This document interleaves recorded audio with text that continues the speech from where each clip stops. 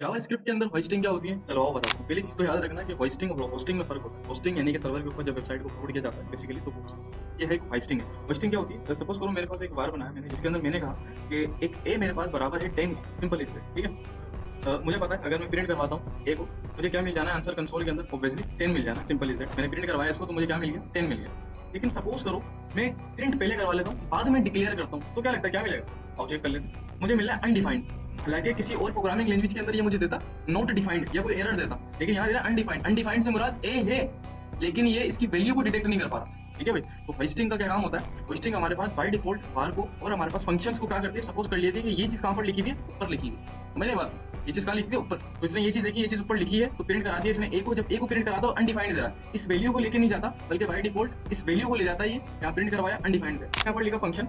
मैंने कहा मेरा फंक्शन जो है जिसका नाम मेरे पास नेम ही लिख दिया मैंने अभी के लिए, और मैंने कहा सिंपल ये मेरे पास प्रिंट कर रहा है एक नेम, और वो नेम क्या है ये, ठीक है? सिंपल। और मैंने इसको कॉल करवा लिया ऑब्वियसली नीचे, और मैंने करवा दिया इसको प्रिंट। अब जब मैंने प्रिंट करवाया तो मुझे क्या मिला? Coding with Sajid Khan simple is that. अब आप एक चीज़ सोचें, जावास्क्रिप्ट हमारे पास इंटरप्रिटर है, यानी कि कोड को लाइन बाय लाइन पढ़ती है। पहले ये वाला कोड चलेगा, फिर ये वाला कोड चलेगा, फिर नीचे वाला, फिर ये वाला, फिर ये वाला, ठीक है? इस तरीके से चलता है हमारे पास। यानी कि अगर किसी कोड में लाइन में एरर आ गया और नीचे अगर 1000 लाइन का कोड है तो उस वक्त तक एग्जीक्यूट नहीं होगा जब तक आप इसकी प्रॉब्लम सोल्व ना करो। तो अब सपोज करो मैं इसको ऊपर ले जाता हूँ और अब मैं पहले ही इसको कॉल करवा रहा हूँ, तो बाद में इसको डिक्लेयर कर रहा हूँ, क्या लगता है क्या आएगा?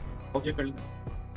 वही आंसर आ रहा है जो पहले आ रहा था, ठीक है? जो पहले है वही आंसर आ गया, हालांकि कॉल का करवा रहा हूँ ऊपर, यानी कि मैंने पहले ही कॉल कर दिया फंक्शन को, बाद में डिक्लेयर कर रहा हूँ और उसके बाद ही मुझे आंसर सही मिल रहा है। तो this is power of hosting. By default function variable कहाँ सपोज कर लेता है जावास्क्रिप्ट की ये चीज ऊपर लिखी हुई है, तो ये सपोज कर रहा है ऐसे कि ये चीज ऊपर है और कॉल नीचे हो रहा है, तो ऑब्वियसली आंसर मुझे क्या मिलना चाहिए? यही मिल रहा है और यही मिलेगा हमारे पास।